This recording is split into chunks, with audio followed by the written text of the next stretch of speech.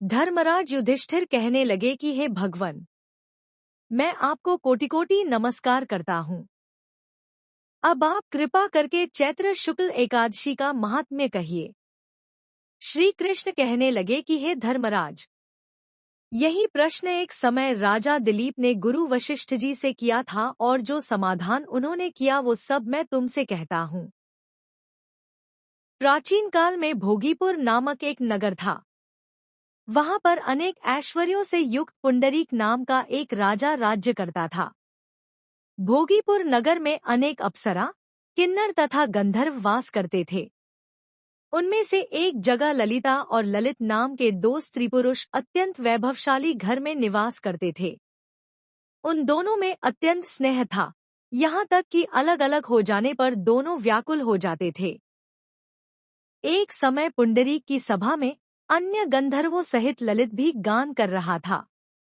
गाते गाते उसको अपनी प्रिय ललिता का ध्यान आ गया और उसका स्वर भंग होने के कारण गाने का स्वरूप बिगड़ गया।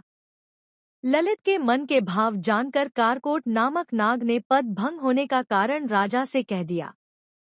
तब पुंडरीक ने क्रोधपूर्वक कहा कि तू मेरे सामने गाता हुआ अपनी स्त्री का स्मरण कर रहा है, अतः तू कच्चा मांस और मनुष्यों को खाने वाला राक्षस बनकर अपने किए कर्म का फल भोग। पुंडरीक के श्राप से ललित उसी क्षण महाकाय विशाल राक्षस हो गया। उसका मुख अत्यंत भयंकर, नेत्र सूर्य चंद्रमा की तरह प्रदीप्त तथा मुख से अग्नि निकलने लगी। उसकी नाक पर्वत की कंदरा के समान विशाल हो गई और गर्दन पर्वत के समान लगने लगी। सिर के बाल पर्वतों पर खड़े वृक्षों के समान लगने लगे तथा भुजाएं अत्यंत लंबी हो गईं। कुल मिलाकर उसका शरीर 8 योजन के विस्तार में हो गया। इस प्रकार राक्षस होकर वह अनेक प्रकार के दुख भोगने लगा।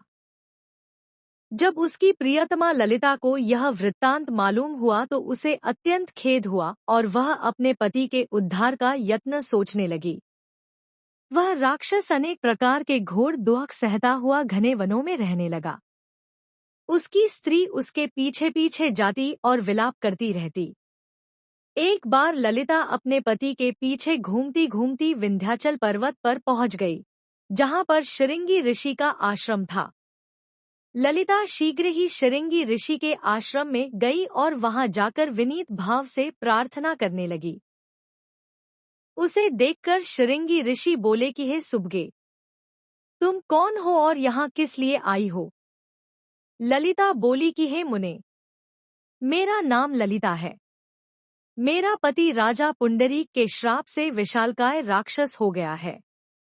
इसका मुझको महान दुख है। उसके उद्धार का कोई उपाय बतलाइए।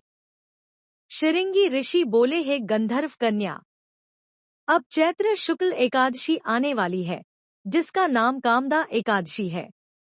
इसका व्रत करने से मनुष्य के सब कार्य सिद्ध होते हैं। यदि तू कामदा एकादशी का व्रत कर उसके पुण्य का फल अपने पति को दे तो वह शीघ्र ही राक्षस योनि से मुक्त हो जाएगा और राजा का श्राप भी अवश्यमेव शांत हो जाएगा।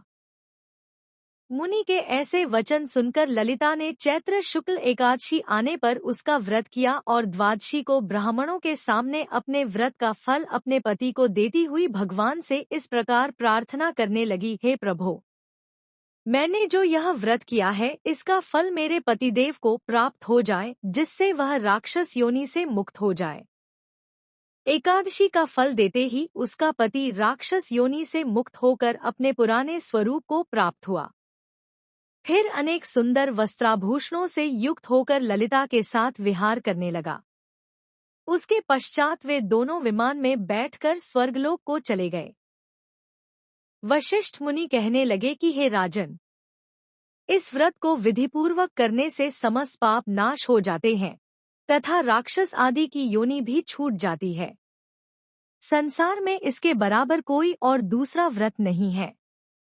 इसकी कथा पढ़ने या सुनने से वाजपेय यज्ञ का फल प्राप्त होता है।